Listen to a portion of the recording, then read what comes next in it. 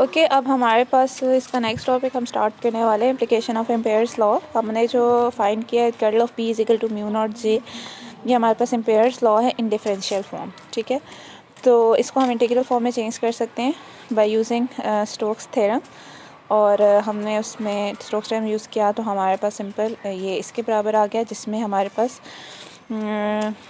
आई जो है वो basically J dot D A जो है बेसिकली वो आपके पास current passing through the surface area है, और figure 5.31 which we call current I enclosed. और यहाँ पे ठीक है सरफेस एरिया और जितने करंट इसमें से आपके पास गुज़र रहे हैं, तो जे डॉट डी ए जो है वो आपके पास आई इनक्लोज्ड आपको दे देता है।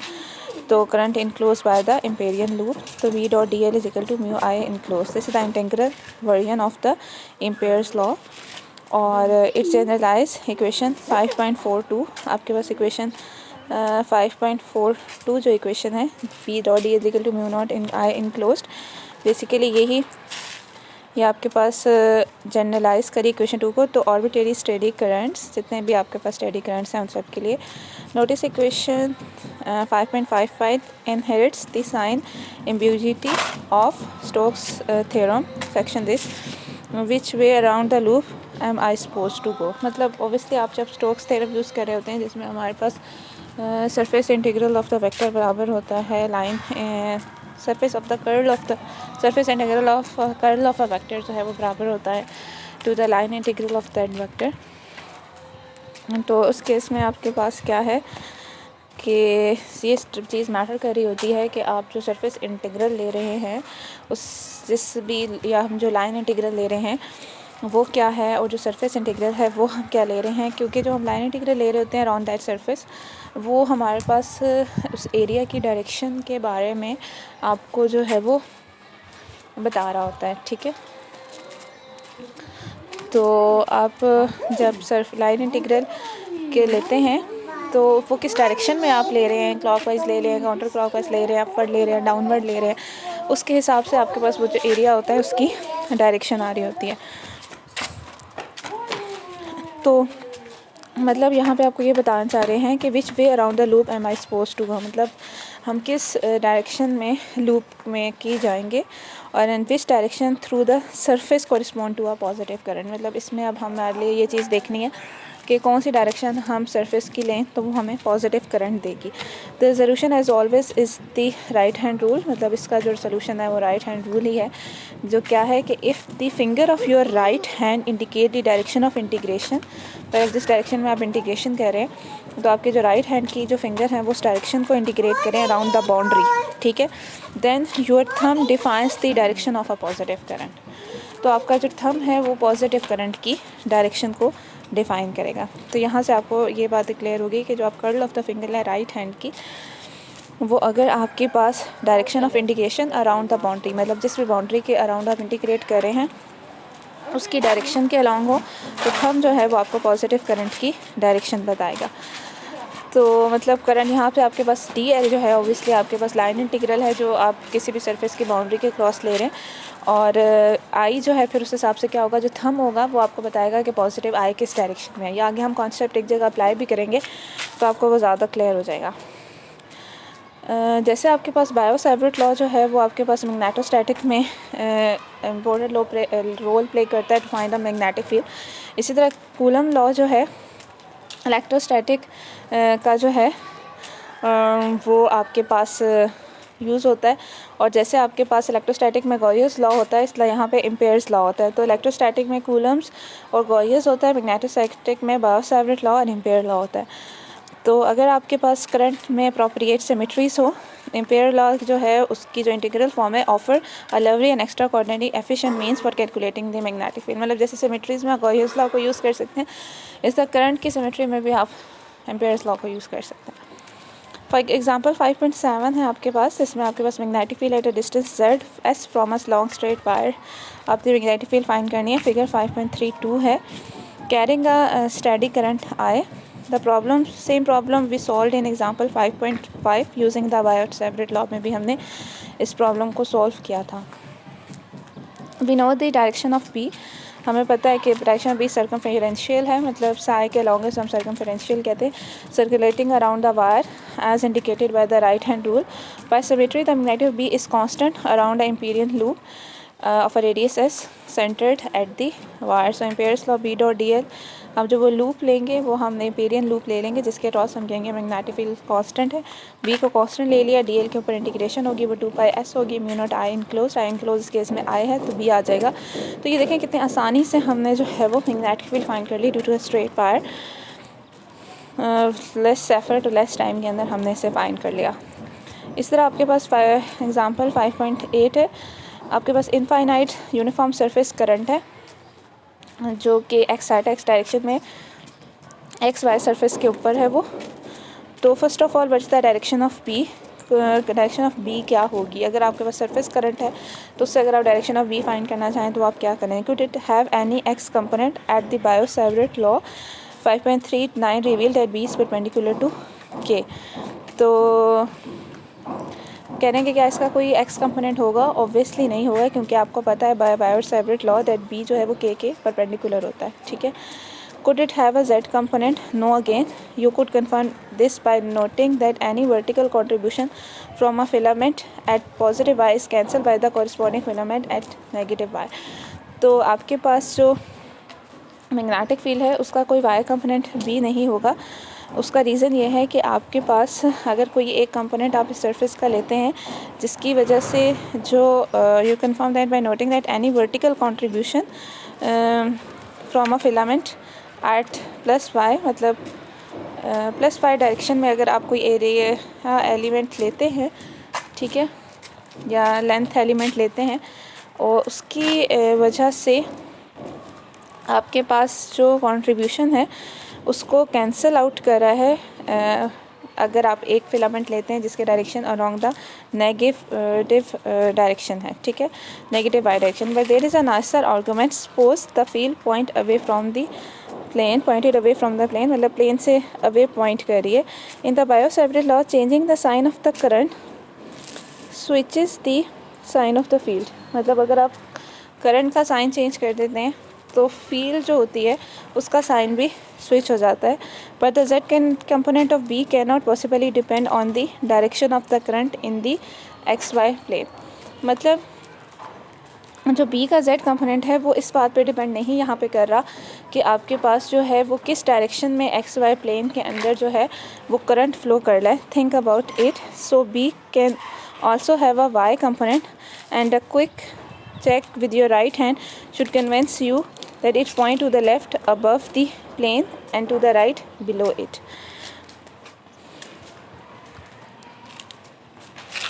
तो बेसिकली आपको ये किस तरीके से करना है, ये आपके पास एक शीट ऑफ करंट है, ठीक है, और ये शीट ऑफ करंट में जो आपके पास जो करंट है सरफेस करंट वो एक्स डायरेक्शन में पॉइंट आउट कर रहा है।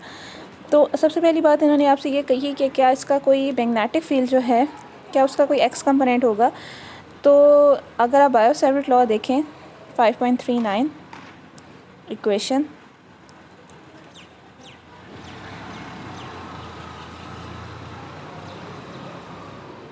ये वाली के क्रॉस आर हैट, ठीक है, तो के जो है उसकी डायरेक्शन, ठीक है, और आपके पास आर हैट, ठीक है, आर हैट आपके पास डिस पॉइंट जिस पॉइंट पे आपने मैग्नेटिक फील्ड फाइंड करनी है उसकी direction from that surface charge distribution.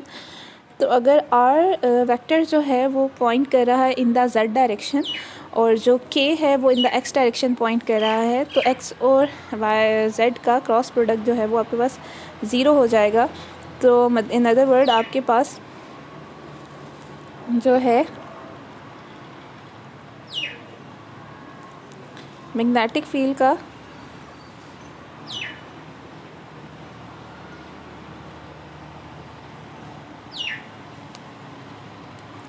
कोई एक्स कंपोनेंट्स नहीं होगा, ठीक है, मतलब मैग्नेटिक फील्ड जो है वो एक्स डायरेक्शन में पॉइंट आउट नहीं करी होगी। Could it have a z component?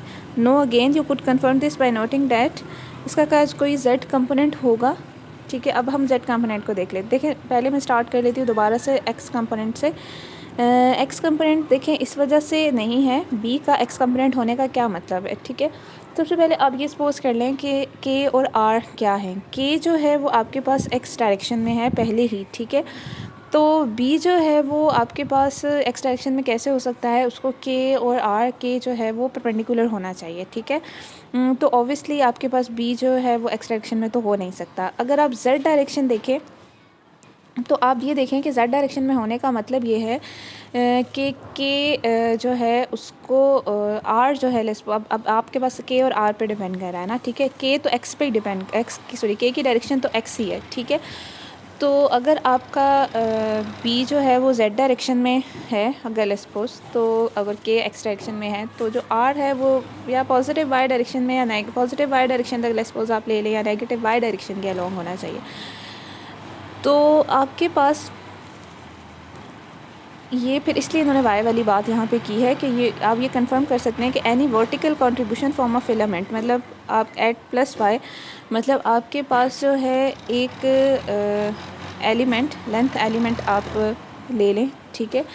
तो आप कह रहे हैं कि वो उस एक की डायरेक्शन जो है वो प्लस वाई है, ठीक है। Any vertical contribution filament at plus y में आप एक लेंथ एलिमेंट ले लें और इसी तरह आप एक नेगेटिव वाई में लेंथ एलिमेंट ले लें, ठीक है। तो उन दोनों की वजह से अगर आप मैग्नेटिक फील्ड कैलकुलेट करें, एक पॉजिटिव वाई वाली डायरेक्शन में आपने एक लेंथ एलिमेंट ले लिया और उतने ही डिस्टेंस पे आपने y x negative y axis के अलॉन्ग जो है वो आपने एक लेंथ एलिमेंट ले लिया, तो उन दोनों की वजह से जो कंट्रीब्यूशन है टू द फील्ड आपके पास, तो आप देखेंगे कि जो उनके जेड कंपोनेंट्स हैं वो आपस में एक दूसरे को जब आप उन्हें एड अप करेंगे तो उनके जो जेड कंपोनेंट्स हैं वो आपस में एक दूसरे को कैंसिल आउट कर रहे होंगे, मतलब उनकी जो वर्टिकल कंट्रीब्यूशन है अलॉन्ग द जेड एक्सिस वो एक दूसरे को कैंसिल आउट कर रही होगी, ठीक है। तो इसलिए जेड कोई कंपोनेंट नहीं है, but there is a nicer argument small field point away from the plane, मतलब प्लेन से अवे किसी मतलब टूवर्ड्स द प्लेन नहीं है, प्लेन से अवे आपके पास फील्ड पॉइंट कर रही है। तो by reversing the direction of the current, अगर हम करंट की डायरेक्शन को रिवर्स कर दें, मतलब जैसे पॉजिटिव एक्स डायरेक्शन में है हम उसे नेगेटिव डायरेक्शन में कर लें, I could make it point towards the plane. तो by reversing direction of current I could make it point ward, मतलब अभी अगर वो अवे द पॉइंट जो है अवे द प्लेन अगर मैग्नेटिक फील्ड पॉइंट कर रही है, मैग्नेटिक फील्ड की डायरेक्शन है, तो अगर आप करंट की डायरेक्शन को रिवर्स कर दें तो आप मैग्नेटिक फील्ड की डायरेक्शन को रिवर्स करके टुवर्ड्स द प्लेन भी पॉइंट आउट करवा सकते हैं। But the z component we can not possibly depend on the direction of the current in the x y plane, लेकिन जो जेड कंपोनेंट है मैग्नेटिक फील्ड का उसको इस बात से कोई भी फ़र्क नहीं पड़ रहा कि आपने करंट की डायरेक्शन को एक्स वाई प्लेन में किस तरफ रखा हुआ है। तो इसका मतलब ये हुआ कि बी का कोई जेड कंपोनेंट, मतलब एक तो मैंने आपको ये बताया ना कि इस वजह से बी का कोई जेड कंपोनेंट नहीं है क्योंकि आप एक जो शीट है आपकी उसमें अगर आप वाई एक्सिस से एक फिलामेंट उठा के उसकी वजह से मैग्नेटिक फील्ड देखें और एक नेगेटिव वाई एक्सिस से कोई फिलामेंट उठा के उसकी वजह से मैग्नेटिक फील्ड देखें, तो दोनों इस तरीके से एडअप हो रही हैं एट द जेड एक्सिस के आपके पास जो है उनके वर्टिकल कंपोनेंट्स एक दूसरे को कैंसिल आउट कर रहे हैं। और दूसरा इन्होंने रीज़न ये बताया है कि अगर आप करंट की डायरेक्शन को चेंज कर रहे हैं तो आपके पास मैग्नेटिक फील्ड के जेड कंपोनेंट्स को कोई फ़र्क नहीं पड़ रहा, तो इट्स मीन कि मैग्नेटिक फील्ड का जेड कंपोनेंट चेंज नहीं हो रहा। तो इसका मतलब ये है कि बी का सिर्फ वाई कंपोनेंट है। And a quick check with your right hand should convince you that it points to the left above the plane and to the right below the plane, मतलब अगर अबव द प्लेन अगर आप देखें तो अगर आप अपने फिंगर्स को जो है वो करंट सरफेस करंट की डायरेक्शन में रखें और फिर उसके बाद अगर आप इसको अबव द प्लेन जो है वो मूव करेंगे तो आपका जो थंब होगा वो लेफ़्ट जो है वो पॉइंट कर रहा होगा, और अगर आप बिलो द प्लेन अगर आप देखेंगे और आप जो है वो अपनी फिंगर्स को जो है वो टुवर्ड्स द करंट रख के बिलो द प्लेन कर्ल करेंगे तो बेंड करेंगे तो आपका थंब जो है टू द राइट पॉइंट कर रहा होगा, ठीक है। तो with in this mind we draw a rectangular Amperian loop, तो मतलब हमने यहाँ से देख लिया कि अगर आपके पास सरफेस करंट एक्स डायरेक्शन में है तो मैग्नेटिक फील्ड का ना एक्स कंपोनेंट होगा और ना ही जेड कंपोनेंट होगा, उसका सिर्फ जो है वो वाई कंपोनेंट होगा, ठीक है। वो भी अबव द लूप के लिए वो नेगेटिव वाई डायरेक्शन में पॉइंट कर रहा होगा और down the above the plane जो शीट है उस पर वो नेगेटिव वाई डायरेक्शन में पॉइंट कर रहा होगा और डाउन द शीट जो है वो पॉजिटिव वाई में। तो इम्पीरियल लूप आपने फिगर जैसे 5.33 में इन्होंने शो किया हुआ एक इम्पीरियल लूप इन्होंने ड्रॉ किया। तो जो parallel to the Y Z plane जो आपके पास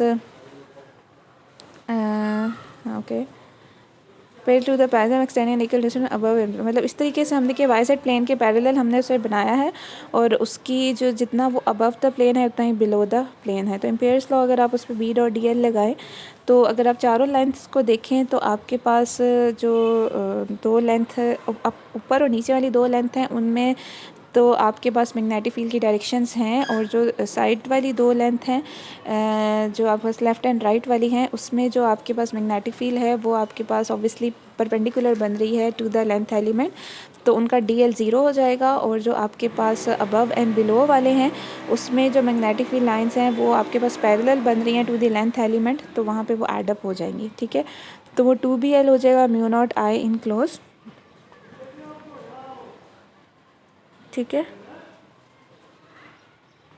तो आई इनक्लोज जो है वो यहाँ पे KL के बराबर हो जाएगा। BL comes from the top segment and the other from, एक BL ऊपर वाले से आ रहा है नीचे से आ रहा है, तो यहाँ से B की जो वैल्यू है वो आपके पास simple mu not over 2K हो जाएगी। और मोर प्रिसाइजली B की दो तरह की वैल्यूज़ आ जाएंगी।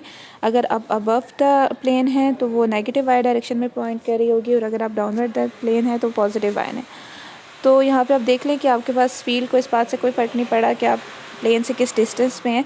जैसे आपके पास यूनिफॉर्म सरफेस चार्ज डेंसिटी में आपने देखा था कि इलेक्ट्रिक फील्ड जो थी वो आपके पास सिग्मा ओवर 2 एप्सिलॉन नॉट थी, और वो इस बात पे डिपेंड नहीं कर रही थी कि आपके पास डिस्टेंस क्या है फ्रॉम द प्लेन।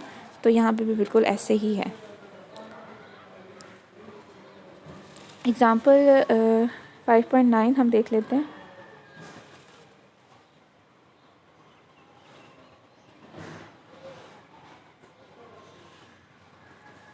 और फिर इसके बाद 5.10 भी है।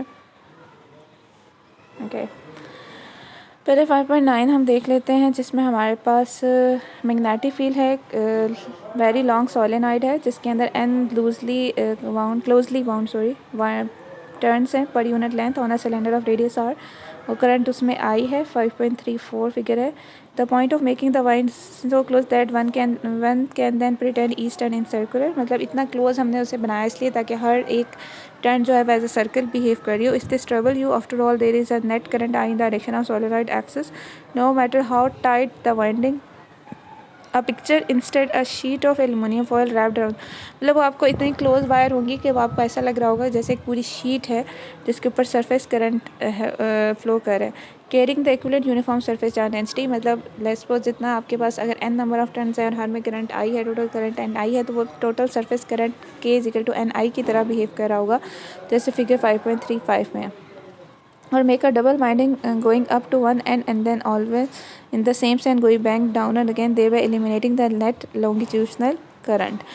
तो एक तरह से ये भी हो सकता है कि आप डबल वाइंडिंग कर लें इस तरह से, going up to one end, एक एंड से ऊपर जा रही हो and then always the same sense going back down again thereby eliminating the net longitudinal current, but in truth this is all necessarily fastidious for the field inside the solenoid is huge relatively speaking, and the field of a longitudinal current is at most a tiny refinement. खैर सबसे पहले हमारे पास case ये है कि आपके पास current flow कर रहा है, ठीक है, एक सोलेनॉइड है उसके अंदर, तो direction of current magnetic field क्या होगी। Could it have a radial component, क्या उसका रेडियल कंपोनेंट होगा? No, for purpose suppose BS जो है वर पॉजिटिव, अगर आपके पास उसका कोई रेडियल कंपोनेंट है, S डायरेक्शन में उसका कोई कंपोनेंट है, if we reverse the direction of current, अगर हम करंट की डायरेक्शन को रिवर्स कर लें BS वुड देन भी नेगेटिव, जैसे हमने पहले आर्गूमेंट दिया था कि अगर हमारे पास करंट की डायरेक्शन को रिवर्स कर दिया जाए तो मैग्नेटिक फील्ड के कंपोनेंट की भी डायरेक्शन को चेंज हो जाना चाहिए। But switching I is physical equivalent to turning the solenoid ups and down, तो अगर आप स्विच के उसकी करंट की डायरेक्शन को चेंज कर लेते हैं तो ये बिल्कुल ऐसे ही है जैसे आपने सोलेनॉइड को टर्न कर दिया, अपसाइड डाउन कर दिया, ठीक है। तो and then certainly would neither alter the radial field, तो उससे रेडियल फील्ड के ऊपर कोई फ़र्क नहीं पड़ेगा, रेडियल फील्ड की डायरेक्शन स्विच नहीं होगी।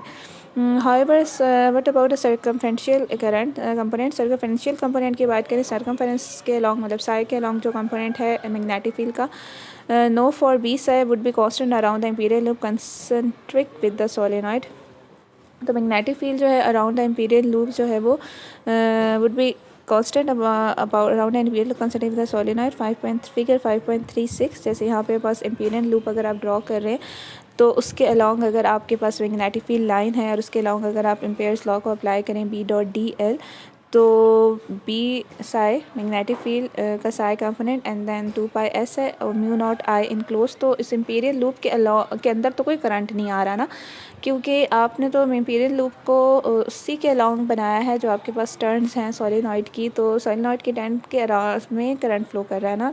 तो उस अगर आपने उसी के अराउंड सर्किट, मतलब अगर आपका करंट भी यूं ही फ्लो कर रहा है और आपने इम्पीरियल लूप भी यूं ही बनाया है, तो उस इम्पीरियल लूप के अंदर से तो कोई करंट फ्लो नहीं कर रहा ना। तो लूप इनक्लोजेस नो करंट। ठीक है, तो ये भी ख़त्म हो गया। So the magnetic field of infinite closely wound solenoids was parallel to the axis. मतलब थर्ड डायरेक्शन जो रहेगी वो पैरेलल टू द एक्सिस ही रहेगी, रेडियल भी नहीं है, साइड भी नहीं है, तो जेड एक्सिस के अलॉन्ग ही हो जाएगी। तो फिर अब हम यहाँ से कहते हैं from the right hand rule हम लोग ये एक्सपेक्ट कर रहे हैं कि it points upward inside the solenoid, downward outside the solenoid. कि मतलब अगर आप कर्ल ऑफ द फिंगर को करंट की डायरेक्शन में रखें तो आपके पास इनसाइड द सोलेनॉइड, इन्होंने कहा कि आपके पास जो है वो आउटसाइड इनसाइड जो सोलेनॉइड है वो अपवर्ड डायरेक्शन में है और डाउनवर्ड जो है वो आउटसाइड है। तो मोर एवर रिसेंटली अप्रोच जीरो है, जो अगर आप बहुत दूर चले जाते हैं तो ज़ीरो हो जाती है। With this in mind let's apply Ampere's law. अब एम्पेयर्स लॉ का आप यहाँ पे अब रेक्टेंगुलर लूप की फॉर्म में अप्लाई करें। फिगर 5.37 देख रहे हैं। Loop I lies entirely outside the solenoid. एक लूप हमने बिल्कुल आउटसाइड बनाया है, तो जो बिल्कुल आउटसाइड हमने एक लूप बनाया है जिसकी लेंथ L है और उसका distance from the centre of the solenoid एक एंड का A है, दूसरे एंड का B है। तो अगर आप उसके अराउंड B.dl कैलकुलेट करना चाहें तो BA, और क्योंकि जो मैग्नेटिक फील्ड लाइंस हैं वो पूरी साइड्स को अगर आप देखें तो आपके पास ये जो वाली जो साइड्स हैं इनके तो परपेंडिकुलर होंगी, तो उधर से B.dl ज़ीरो हो जाएगा। तो बाकी ये जो ये वाली दो साइड्स हैं इसके अबाउट जो है वो उनका हो जाएगा। अब देख लें, जब आप इसे कैलकुलेट करेंगे तो फिर आप इसको इस तरीके से करेंगे कि इस साइड के अराउंड जो है वो मैग्नेटिक फील्ड इस पॉइंट पे BA है और इसकी लेंथ L है, और इस पॉइंट पे जो मैग्नेटिक फील्ड है वो B है और उसकी जो लेंथ है वो L है। और सेकेंडली ये कि आप जो है वो इसमें से BA माइनस मतलब टोटल कंट्रीब्यूशन जो है वो इस तरीके से हो जाएगी कि लेंथ तो आपके पास L ही है, लेकिन आपके पास अगर आप इस लूप को लेट्स सपोज यूँ ड्रॉ कर रहे हैं, ठीक है, तो अगर आपने इसको इस डायरेक्शन में लूप को ड्रॉ किया है, ठीक है, तो इस वाली साइड से जो है जो मैग्नेटिक फील्ड डाउनवर्ड है तो लेंथ एलिमेंट भी डाउनवर्ड ही है तो वो पॉजिटिव हो जाएगा, और इस वाली साइड पे मैग्नेटिक फील्ड डाउनवर्ड है, लेंथ एलिमेंट अपवर्ड है तो वो नेगेटिव साइन आ जाएगा। और आई एनक्लोज अगेन उसमें ज़ीरो के बाहर तो कोई करंट ही नहीं है, तो यहाँ से फिर BA मतलब बाहर हर पॉइंट पे मैग्नेटिक फील्ड सेम होगी। तो field outside does not depend on the distance from the axis, मतलब जिस डिस्टेंस पे भी आप कैलकुलेट करेंगे फ्रॉम द एक्सेस वो सेम ही आएगी। But we know that it goes to zero from, लेकिन हमें ये पता है कि अगर आप डिस्टेंस बहुत ज़्यादा कर दें तो उसे ज़ीरो हो जाना चाहिए। तो इट मस्ट देयर इसलिए इसका मतलब ये है कि हर पॉइंट पे आउटसाइड जो है वो ज़ीरो ही होगी। This astonishing result can also be derive from the Biot Savart law of course, but it's much more difficult. See problem 5.44 में इन्होंने इसको बायो-सैवर्ट लॉ की हेल्प से यूज़ किया, फाइंड किया हुआ, आप उसे लाजमी देख लेगा। अगर आप लूप 2 को देखें तो हाफ इनसाइड है हाफ आउटसाइड है, तो B.dl देखें तो अब इसमें आपके पास यही है कि आउटसाइड आपने फील्ड को ज़ीरो ले लिया है, तो बाहर वाले से कोई कंट्रीब्यूशन नहीं आएगी जो लेंथ एलिमेंट है, और आपके पास इस वाले लेंथ एलिमेंट सिर्फ अंदर वाले से एक कंट्रीब्यूशन आएगी BL और म्यू इनक्लोज जो है, और यहाँ पे फिर आपके पास आई इनक्लोज जो है वो किसके बराबर हो जाएगा, NI ओवर L। NI का मतलब L जो है वो लेंथ है और NIL बेसिकली, इसमें बेसिकली आई इनक्लोज होता है। NI जो है वो आपके पास ये number of turns per unit length है, और ये I जो है वो हर टर्न में से करंट है। तो अगर आप इसे L से मल्टीप्लाई कर दें तो आपको जितनी भी टर्न्स हैं उनमें से जो करंट फ्लो कर रहा है वो आपको दे देगा। तो यहाँ पास आई इनक्लोज्ड है, B is the field inside the solenoid, the right side of the loop contribute nothing, जैसे मैंने बताया राइट साइड कंट्रीब्यूट नहीं करेगी since B is zero outside. Conclusion क्या है कि इनसाइड द सोलेनॉइड B जो है म्यू नॉट NI और Z डायरेक्शन में और आउटसाइड ज़ीरो है। Notice that the field inside is uniform in this sense, the field is so in the sense the solenoid is to magnetostatic but the parallel plates is electrostatic. मतलब जैसे आपके पास parallel plate capacitor में आप electrostatic के अंदर parallel plate capacitor होते हैं और इनके आप इनके इनसाइड फील्ड को यूनिफॉर्म कंसीडर करते हैं, तो बिल्कुल इसी तरह आपके पास सोलेनॉइड होते हैं मैग्नेटोस्टैटिक के अंदर जिनके इनसाइड फील्ड यूनिफॉर्म होती है सिंपल डिवाइस पर प्रोड्यूसिंग स्ट्रॉन्ग यूनिफॉर्म फील्ड। तो जैसे इलेक्ट्रोस्टैटिक के अंदर कैपेसिटर जो है स्ट्रॉन्ग इलेक्ट्रिक फील्ड को प्रोवाइड करने के लिए यूज़ किए जाते हैं, इसी तरह यहाँ पे magnetic field uniform magnetic field strong provide करने के लिए ये यूज़ किए जाते हैं। तो गॉसियस लॉ की तरह एम्पियर्स लॉ जो है वो भी ट्रू है for steady current, but it is not always useful only when the symmetry of problem enable you to pull B outside. लेकिन जब आपके पास सिमेट्री हो और आप बी को बाहर निकाल सकें तभी आप कैलकुलेट इसको ज़्यादा इजीली यूज़ कर सकते हैं। Can you calculate magnetic from Ampere's law when it does work it's by far the fastest method, when it does not you have to fall back on. जब ये काम कर सकता है तो ये बहुत फास्टेस्ट मैथड है, और जब नहीं कर सकता तो फिर आपको बायो-सैवर्ट लॉ यूज़ करना पड़ता है। जो करंट कॉन्फ़िगरेशन जिनको ये हैंडल कर सकता है, infinite straight lines prototype example 5.7, infinite planes example 5.8, infinite solenoid problem 5.9, toroids example 5.10 भी करें। The last of this is surprise and elegant application of air law. It is treated in the following example as an example 5.8, 5. The hard part is figuring out the direction. मतलब जो मुश्किल part था वो असल में जो हमें problem ज़्यादा हो रही थी स्टार्ट में, जो ज़्यादा टाइम लगा वो इस बात पे देखने में लगा कि फील्ड की डायरेक्शन क्या है, which we will now have done once and for all for each of those event. तो क्योंकि अब हम ये कर चुके हैं तो इसमें अब आपको यही वो बताना चाह रहे हैं कि आप इसको याद रख लें। मतलब हर बार आपको सोचने की ज़रूरत नहीं है कि क्या है, अब आप इनको याद रख लें कि अगर करंट की डायरेक्शन इस तरह है तो फील्ड की डायरेक्शन इस तरह से होगी। तो अगर आपको वो जो ज्योमेट्रिक्स के हिसाब से आपको डायरेक्शंस ऑफ मैग्नेटिक फील्ड याद हैं तो आप उनको सिंपल, आपका नेक्स्ट स्टेप तो यही है कि आपने एम्पियर्स लॉ को एक लाइन के अंदर आप यूज़ करके अप्लाई कर लें और मैग्नेटिक फील्ड फाइंड कर लें। Which we will now have done once and for all for each of the four geometries. The actual application of Ampere's law takes only one line. ठीक है, 5.10 हम देख लेते हैं।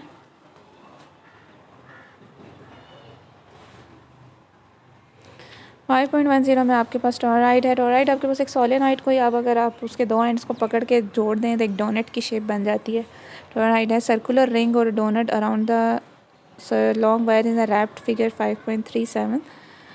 तो अगर डोनट के अराउंड ला सपोज आपने वायरिंग कर दी है तो इस तरह की शक्ल होती है। Dividing uniform and tight enough so that each turn can be consider close loop. The cross sectional shape of the coil is immaterial. It may I made it, मतलब इस जो क्रॉस सेक्शनल शेप है यहाँ पे इन्होंने इसको इस तरीके से बाउंड किया है कि वो सर्कुलर नहीं है बल्कि एक रेक्टेंगुलर लूप बना रहा है for sake of simplicity, but it could be as well be circular even some weird asymmetrical, कोई भी एसिमेट्रिकल फॉर्म भी हो सकती है। जैसे उन्होंने फिगर 5.39 के अंदर शो किया हुआ है। But just as long as the shape remain the same all the way around the ring, मतलब shape around the ring same होनी चाहिए, बेशक एसिमेट्रिकल भी हो जाए कोई फ़र्क नहीं पड़ता। In that case it follow that the magnetic field of toroid is circumferential at all point both inside और आउटसाइड द कॉइल। तो मतलब जो मैग्नेटिक फील्ड की डायरेक्शन होती है टोरॉइड के केस में वो सर्कमफेरेंशियल साई के अलॉन्ग होती है, inside and outside the coil. According to the Biot-Savart law, the field R due to the current element at R इसके बराबर होती है। ठीक है, as we may as well put R in the x y z plane in figure 5.39। जैसे यहाँ पे इन्होंने आपको एक R लिया है, हाँ ओके, R जो है वो इन्होंने लिया है ओके एक्स जेड प्लेन के अंदर। ठीक है, और कार्टेशियन कोऑर्डिनेट्स उस हिसाब से हमने इसके लिए कि उसका y component 0 x and z है। तो जो सोर्स कोऑर्डिनेट्स हैं, जो आपने एक सोर्स है करंट का, उसके कोऑर्डिनेट्स जो हैं वो उसका r प्राइम है और उसके आपके पास s prime cos psi prime s prime. अब बेसिकली ये अब आपके पास इस तरीके से आया है, आप इस फिगर को देख लें तो इसमें आपके पास ये कोऑर्डिनेट्स किस तरीके से आए हैं। तो ये एस प्राइम, ये आर प्राइम है। ठीक है, इसका डिस्टेंस तो यहाँ से तो एस प्राइम हो गया। बाकी इसका जो एक्स वाला कंपोनेंट है वो अगर आप देखें तो वो ये है। ठीक है, तो वो आपके पास किसके बराबर होगा, वो एस प्राइम कॉस साई के, ठीक साई प्राइम के, और जो इसका वाई वाला कंपोनेंट होगा वो एस प्राइम साइन साई के बराबर हो जाएगा। ठीक है, यहाँ से। ठीक है, जो एस प्राइम वाला वेक्टर है ना उसको आपने रिजॉल्व किया है रिस्पेक्ट टू दैट वेक्टर, तो एक्चुअली एक ये बन जाएगा और एक उसका ओके ये बन जाएगा एस प्राइम एंड ये आपके पास ऐसे हो गया ना, तो ये आपके पास हो गया s prime cos psi prime और ये हो गया s prime sine psi prime, और उसका जो वर्टिकल डिस्टेंस है वो उसको हमने जेड प्राइम कह दिया। ठीक है, जो यहाँ पे बना हुआ है ये इधर बना हुआ है ये वाला। ओके, तो इसी तरह आपके पास आर किस तरीके से आ जाएगा, आपने एक्स मतलब आपको बताया कि आर को फाइंड करने के लिए आपको सिंपल इसको फाइंड करने के लिए आपको simple r minus r prime करना पड़ता है, ठीक है। वहाँ से आ गया और r आपको बताया आपने x 0 and z लिया है, ठीक है। तो यहाँ से आपके पास current has no psi component, क्योंकि करंट जो है वो तो किस डायरेक्शन में फ़्लो कर रहा है, करंट इस तरह से फ़्लो कर रहा है ना वायर में, ठीक है। तो इस तरह का उसका कोई कंपोनेंट नहीं है, साई कंपोनेंट नहीं है, तो करंट जो है उसमें फिर आपके पास इस तरीके से आ जाएगा। एस कंपोनेंट और जेड कंपोनेंट होगा इन द टर्म ऑफ, अगर आप कार्टेशियन कोऑर्डिनेट लिखना चाह रहे हैं तो फिर आपके पास इस तरीके से आप लिख लें I S S hat I Z. अब यहाँ पे आप कार्टेशियन कोऑर्डिनेट के फॉर्म में अगर आप उसे लिखें तो एस हैट वाला फर्दर रिजॉल्व हो जाता है फिर एक्स और वाई के अंदर, ठीक है। तो उस हिसाब से आपके पास एक्चुअली एस हैट जो है वो बराबर हो जाता है cos psi prime plus sign psi prime, और यहाँ पे आपके पास एक्स हैट आ जाता है और साथ वाई हैट आ जाता है। उस हिसाब से आपके पास ये चीज़ आ जाएगी। तो आई क्रॉस और ले लें और क्रॉस प्रोडक्ट लेके आपके पास ये आ जाएगा, और इसकी डायरेक्शन जो है वो अलॉन्ग दी साइड हेड ये आपके पास आ गई है जब आपने सॉल्व किया सारा बेसिकली। जेड हेड नहीं आई, सॉरी, आपने आई क्रॉस आर हेड ले लिया। अब ये आई क्रॉस आर हेड आ गया for a Biot Savart law, r cross hat नहीं आ गया। There is symmetrical situated current element at r double prime with the same S prime, the same R, the same DL and the same IS and the same IZ but negative sign है। मतलब इन्होंने आपके पास show किया हुआ है कि जो अगर आपके पास करंट, एक मिनट लेट्स सपोज एक इन्होंने पॉइंट ले लिया है, नहीं तो यहाँ पे ये वाला पॉइंट ले लिया था कि यहाँ पे R डबल पॉइंट वाला पॉइंट ले लिया, तो उन्होंने कहा इन सब पॉइंट के लिए S भी सेम है जो है जो R डबल प्राइम है उसके लिए R कैटेलिक R भी सेम है, DL प्राइम भी सेम है, IS भी सेम है, लेकिन उसके लिए साई की डायरेक्शन जो है वो साई हैट की डायरेक्शन जो है वो चेंज होगी है, जैसे यहाँ पे इन्होंने इसको शो किया हुआ है, ठीक है, ये वाली ये चीज़। तो since the sign psi hat changes sign the x and y contribution from r one cancels. तो अगर आप देखें कि कॉस तो जो है वो तो इवन फंक्शन है, साइन ऑड फंक्शन है, तो अगर साई हैट की साई प्राइम की जो साइन है अगर वो चेंज हो जा रहा है तो इसका मतलब ये है कि आपके पास साइन वाला जो कंपोनेंट है वो दोनों तरफ से जो है वो उनके साइन अपोजिट हो जाएंगे, आर प्राइम और आर डबल प्राइम से। तो इसका क्या मतलब हुआ कि आपके पास ये जो आई क्रॉस आर हैट है इसमें आपके पास इसमें भी साइन की कंट्रीब्यूशन आ रही है और जेड में भी साइन की कंट्रीब्यूशन आ रही है। तो इसका मतलब ये हुआ कि आपके पास एक्स और जेड वाले कंपोनेंट्स जो हैं वो दोनों साइड से एक दूसरे को कैंसिल आउट कर देंगे और वाई डायरेक्शन सिर्फ बचेगी। And the field at r is the y direction and in general the field point in the side, मतलब आर वाई डायरेक्शन में होगी फील्ड। तो इन जनरल, या फिर हम ये कह सकते हैं कि जो फील्ड है वो आपके पास इन जनरल जो है वो साई डायरेक्शन में होगी, ठीक है। मतलब इस केस में जो आपको वाई बेसिकली रिप्रेजेंट कर रहा है साई हेड डायरेक्शन को यहाँ पे आप रिप्रेजेंट कर रहा है, ठीक है। तो now that we know that the field circumference, हमें कंफर्म हो गया कि फील्ड सर्कमफेरेंशियल है, तो अब उसका मैग्नीट्यूड फाइंड करना बहुत ही ज़्यादा आसान हो गया। अब आप एम्पेयर्स लॉ जब अप्लाई करेंगे तो आप एक एम्पेरियन लूप अप्लाई बनाएंगे जिसकी डायरेक्शन जो है वो सर्कमफेरेंशियल होगी, और उसके ऊपर जब आप करेंगे तो करंट इनक्लोज जो है वो म्यू नॉट आई इनक्लोज, वो अब किस पे डिपेंड कर रहा होगा, जितनी भी टर्न्स उसके अंदर आ रही हैं तो उसको आप n नंबर ऑफ़ टर्न्स हैं और I करंट है टर्न में से, तो करंट n I आ जाएगा यहाँ पे। तो B की वैल्यू आउटसाइड जो है वो इन्होंने 0 ले ली और इनसाइड जो है वो आपके पास पॉइंट इनसाइड द किसी भी पॉइंट पे इनसाइड द सोलेनॉइड जो है वो आपके पास magnetic field mu not n I over 2 pi s है, और आउटसाइड द सोलेनॉइड जो है वो मैग्नेटिक फील्ड जो है वो 0 है, सॉरी टॉरॉइड।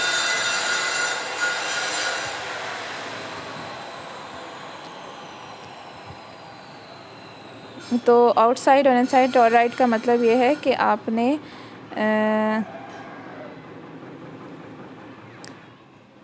एक था आपको सारी चीज़ें जो चीज़ें पता होनी चाहिए वो ये कि आपने एक आपके पास पॉइंट R था, ठीक है, और एक आपके पास R प्राइम था, और एक आर डबल प्राइम था, ठीक है। तो यहाँ पे आपके पास और एक आर था, सिंपल इटैलिक आर था, आई एम सॉरी, ठीक है। तो आपके पास जो है वो इनसाइड आपने किसी भी पॉइंट के ऊपर, अभी तो आपको आई क्रॉस आर इटैलिक था ना, तो आर इटैलिक के लिए पहले आपने आर प्राइम फाइंड किया था। तो आर प्राइम क्या होता है, सोर्स का डिस्टेंस फ्रॉम दी ऑरिजिन, ठीक है। तो वो सोर्स के कोऑर्डिनेट्स जब आपने कंसिडर किए, ठीक है, वो आपने लिख लिए। और जो आपके पास अभी मैं आर पॉइंट लिया, आर पॉइंट कौन सा पॉइंट था, वो पॉइंट जिसका डिस्टेंस, आर वो पॉइंट होता है जिसके, हाँ ओके, जिसका आपने डिस्टेंस फाइंड करना हो। देखें बेसिकली आपके पास एक होता है आर, जो आपके पास एक तो आर प्राइम होता है ना, जो कि आपके पास चार्ज डिस्ट्रीब्यूशन या करंट डिस्ट्रीब्यूशन का फ्रॉम द ओरिजिन होता है, और एक आर होता है उस पॉइंट का जिसके ऊपर आपने फील्ड फाइंड करनी है और उसका distance from the charge distribution, जैसे यहाँ पे ये वाला शो किया हुआ है, ठीक है। और एक आर होता है जो कि उन दोनों पॉइंट्स के दरमियान में डिस्टेंस होता है, ठीक है। तो यहाँ पे आपके पास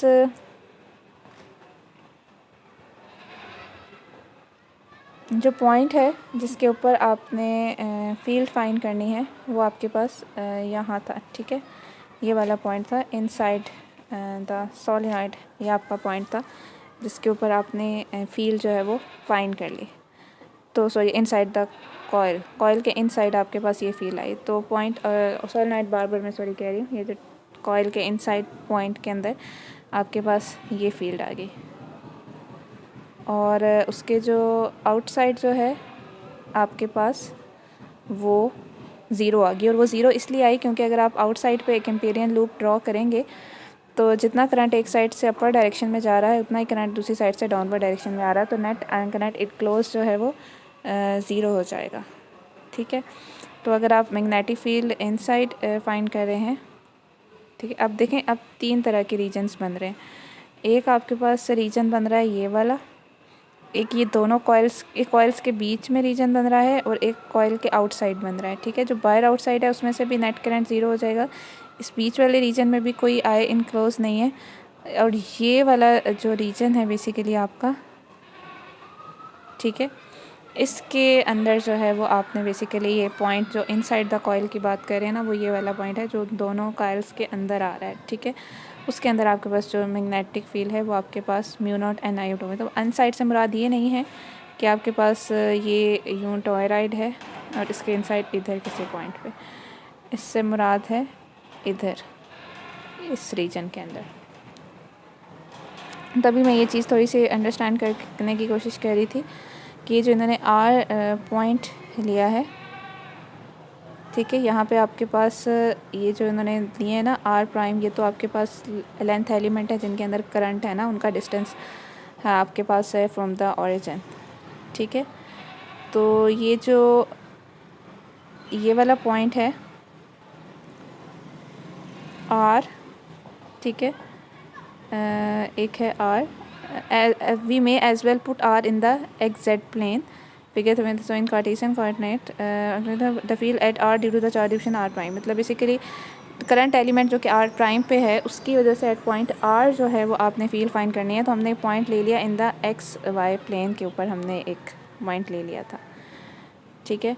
और उसका उस हिसाब से अगर मैं देखूँ तो फिर तो y कंपोनेंट ज़ीरो बन रहा है, ठीक है।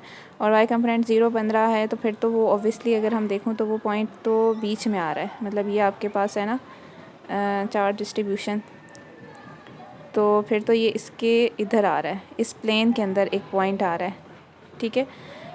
तो r in the concept r this, और हम जो फिर जो आर इटैलिक है जो बेसिकली ओके परफेक्ट, बेसिकली आपके पास आर प्राइम इधर से डिस्टेंस, ये जो आर है इसका ओरिजिन से डिस्टेंस और ये जो आर इटैलिक है ये इन दोनों के दरमियान में डिस्टेंस, ये तो आपको पता ही ना। जैसे आप सपोज आपका कोई ओरिजिन है कोऑर्डिनेट्स का, तो आर प्राइम उसका डिस्टेंस आर जो है वो जिस पॉइंट पे आपने फील्ड फाइंड करनी है और इन दोनों के दरमियान में जो डिस्टेंस होता है वो इटैलिक आर होता है। लेकिन मैं सिर्फ ये भी चेक करना चाह रही थी कि अगर हम लोगों ने जो है वो इस आर के लिए लिया है, ठीक है, तो but there are same negative sign मतलब फील्ड जो है वो वाई डायरेक्शन के अंदर पॉइंट करी। यहाँ तक तो हमें चलें क्लियर हो गया कि फील्ड जो है वो वाई डायरेक्शन में पॉइंट कर रही है। The field at r is in the y direction, मतलब आर पॉइंट के ऊपर जो फील्ड है वो उसकी डायरेक्शन क्या है, वाई है। And in general the field point in the Sai direction. ये आपको फिर उसमें हमने देखना है कि वाई हैट का साई हैट के साथ क्या रिलेशन बनता है। वो आप जो यूनिट वेक्टर्स होते हैं सिलेंड्रिकल और कार्टेशियन कोऑर्डिनेट्स, उनमें से आप देख लेंगे कि वाई हैट एक्चुअली रिप्रेजेंट कर रहा है यहाँ पे साई हैट की डायरेक्शन को। जो मैग्नेटिक फील्ड है वो साई हैट की डायरेक्शन है। तो अब इस केस में अब आपने कहा just apply Ampere's law to a circle of radius s about the axis of the toroid. ये जो टोरॉइड का एक्सेस है, ठीक है, इसके अबाउट, ठीक है, एक्सेस ऑफ द टोरॉइड के अबाउट आपने जो है वो एक एम्पेरियन लूप ले लिया जिसका डिस्टेंस जिसका सर्कमफेरेंस एस है। तो वहाँ से आप अगर आप देखें तो वो इसके बराबर। अब यहाँ पे सारी बात आ जाती है। यहाँ पे हमें ये बात तो क्लियर हो गई कि अगर सपोज आप कोई भी पॉइंट, जैसे इधर इन्होंने बीच में प्लेन में एक पॉइंट ले लिया, तो अब भी हमने कह दिया कि इस पॉइंट के ऊपर जो मैग्नेटिक फील्ड की डायरेक्शन होगी वो आपके पास सर्कमफेरेंस ऑफ दी सर्कल के अराउंड होगी, ठीक है। तो आपके पास बी जो है वो म्यू नॉट आई इनक्लोज है। तो आई इनक्लोज अब यहाँ पे इम्पोर्टेंट हो गया, क्योंकि अब आपने जो सर्कमफेरेंस ली है, जो भी आपने रेडियस लिया है सर्कुलर लूप का, एम्पेरियन लूप का, उसके अंदर आई इनक्लोज हो रहा है कि नहीं हो रहा है। तो अगर वो नहीं हो रहा तो ऑब्वियसली बी की डायरेक्शन से इससे क्या फ़र्क पड़ता है। इसका मतलब है बी वहाँ पे मौजूद ही नहीं है। और अगर आप आउटसाइड ले रहे हैं तो वहाँ पे भी इसी तरह है कि वहाँ पे आई ज़ीरो है, इसलिए आपके पास वो नहीं होगा जी। मतलब आपको आई थिंक क्लियर हो गया होगा ये जो बात मैं कहना चाह रही हूँ। उनके इनसाइड भी करंट नहीं है, इनसाइड से मुराद ये कि सेंटर में, ठीक है। कॉइल के इनसाइड तो है ऑब्वियसली, और कॉइल के आउटसाइड भी नहीं है, तो बीच में कॉइल क्या आ रहा है। तो comparison of electrostatic and magnetostatic अगर आप देखें तो अब हम इनका कंपैरिजन कर लेते हैं ताकि हम लोग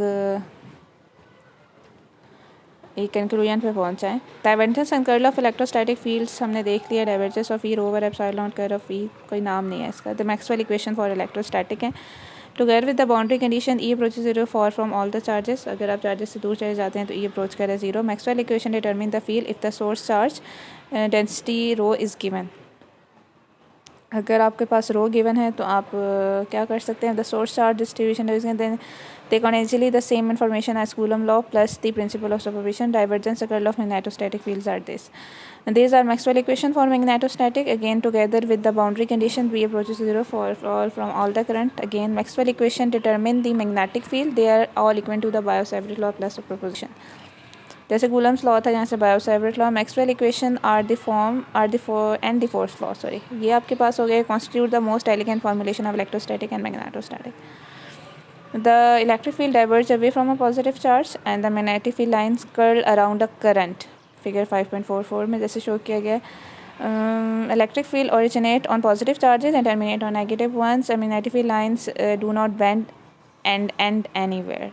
To do so would require a non-zero divergence. तो मतलब बेसिकली आपके पास बिगेन और एंड नहीं होती किसी भी पॉइंट के ऊपर, इसीलिए इनकी डाइवर्जेंस जो है वो ज़ीरो होती है। अगर ऐसा होता कि किसी पॉइंट पे एंड या बिगेन हो रही होती तो उनकी डाइवर्जेंस नॉन जीरो होती है। दे either form a close loop और एक्सटेंड आउट टू इन्फिनिटी। या तो वो क्लोज लूप बनाती हैं या तो वो इन्फिनिटी तक एक्सटेंड कर रही है। Put in another way, there are no point source for B as there are for E. जैसे ई के लिए पॉइंट सोर्स होता है, बी के लिए कोई पॉइंट सोर्स नहीं होता। There exist no magnetic analogue to electric charge. Electric charge का कोई एनालॉग नहीं है मैग्नेटिक, ये बहुत इंपॉर्टेंट पॉइंट है, ठीक है। This is the typical content of the statement del dot B is equal to zero. Basically ये जो del dot B is equal to zero है ना, उसका जो मेन पॉइंट है वो यही है कि आपके पास there are no point sources for B as there are for E, there exist no magnetic analogue to electric charge, the physical statement of the, ये बहुत इंपॉर्टेंट लाइन है, ठीक है। Coulomb and other believe that magnetism was produced by magnetic charges, magnetic monopoles as we would now call them, and in some older books you will still find references to magnetic versions of Coulomb's law, giving the force of attraction or repulsion between them. It was Ampere who first speculated that all the magnetic effects are attributable to the electric charges in motion and current. मतलब पहले ये समझा जाता था कि कोई magnetic monopole या charges हैं, लेकिन एम्पेयर्स ने फिर ये कहा था कि ये तमाम मैग्नेटिक इफेक्ट जो है वो इलेक्ट्रिक चार्ज जो मोशन में होती है करंट की वजह से होता है। So as we know Ampere's was right, nevertheless it remains an open experimental question whether magnetic monopole exist in nature, they obviously pretty rare और somebody would have found one. मतलब अभी तक ये इस पे सर्च है कि मैग्नेटिक मोनोपोल एग्जिस्ट करते भी हैं कि नहीं। An apparent detection has never been reproduced, not for want of trying. For a trifle believable ideas about magnetism, see chapter 1 in DC Matters, the theory of magnetism, New York this. मतलब कुछ काम किया गया था and then फिर वो complete नहीं हुआ। In some facts some recent elementary particle theory required them for our purpose though B is divergenceless and there are no magnetic pole. मतलब कुछ जगहों पे ऐसे लगता है कि शायद इसकी ज़रूरत है, लेकिन डाइवर्जेंसलेस है, no magnetic pole. It takes a moving electric charge to produce a magnetic field and it takes moving electric charge to feel a magnetic field. Basically moving electric charge require है magnetic field produce करने के लिए, और magnetic field को feel करने के लिए magnetic field को मूविंग इलेक्ट्रिक चार्ज की ज़रूरत है। Typically electric forces are enormously larger than magnetic ones, that's not something you can tell from the theory as such. It has to do with the size of the fundamental constant epsilon naught and mu naught. In general, it is only when both the source charges and the test charges are moving at velocities compared to the speed of light then the magnetic force approaches the electric force in strength. मतलब वैसे normally electric force ज़्यादा strong होती है, लेकिन अगर बहुत ज़्यादा high speed से चार्जेस मूव कर रहे हो तो उसकी स्ट्रेंथ काफ़ी हाई होती है। प्रॉब्लम 5.12 एंड 1 लिखते illustrate this rule. However, इसलिए भी आपने करना है। How is it then that we never ever notice magnetic effects at all? As they're both in the production of a magnetic field, Biot-Savart law and detection Lorentz law, it's the current charge time velocity that enter, and we can compensate for a smallish velocity by pouring huge quantities of charge down the wire. Ordinarily, this charge would simultaneously generate so large an electric field as to swamp the magnetic one. But if we want to keep the wire neutral by embedding in it an equal amount of opposite charge at rest, the electric field cancel out, leaving the magnetic field to stand alone. मतलब आपके पास electric field का effect बहुत ज़्यादा होता है, लेकिन अगर आप न्यूट्रल कर दें वायर को तो फिर आप मैग्नेटिक फील्ड के इफेक्ट को चेक कर सकते हैं। It sounds very elaborate but of course that is Presley but happen in an ordinary current wiring. और ऑर्डिनरी करंट वायरिंग वायर के अंदर तो ऐसा ही होता है, उसमें आपके पास न्यूट्रल होती है वो वायर, उसके ऊपर कोई नेट चार्ज नहीं होता, उसमें आप सिंपल मैग्नेटिक फील्ड के इफेक्ट को कंसिडर कर सकते हैं। ओके, अब हमारे पास जो नेक्स्ट टॉपिक है वो मैग्नेटिक वेक्टर पोटेंशियल है, एंड देन फिर मैग्नेटोस्टैटिक बाउंड्री कंडीशंस हैं, एंड देन फिर मल्टीपोल एक्सपेंशन इसके लिए भी है। तो अब ये 3 टॉपिक्स हैं, ये तो मैं आज नहीं करवा रही, अब ये मैं नेक्स्ट लेक्चर्स के अंदर ही करवाऊँगी इंशाल्लाह। लेकिन फ़िलहाल हमने काफ़ी स्टडी कर ली है, आई थिंक काफ़ी चीज़ें आपको क्लियर हो गई होंगी। अब कल से हम मैग्नेटिक वेक्टर पोटेंशियल जो है वो उसको स्टडी करेंगे इंशाल्लाह, और उसको कैसे फाइंड करते हैं, एंड देन फिर आपके पास उनके रिलेटेड बाउंड्री कंडीशंस जो कि बहुत ज़्यादा इंपॉर्टेंट हैं, एंड देन फिर आप उसके बाद multiple expansion of the vector potential. जैसे हमने पहले मल्टीपल एक्सपेंशन देखी है, इस केस में भी हम मल्टीपल एक्सपेंशन देखेंगे। ओके।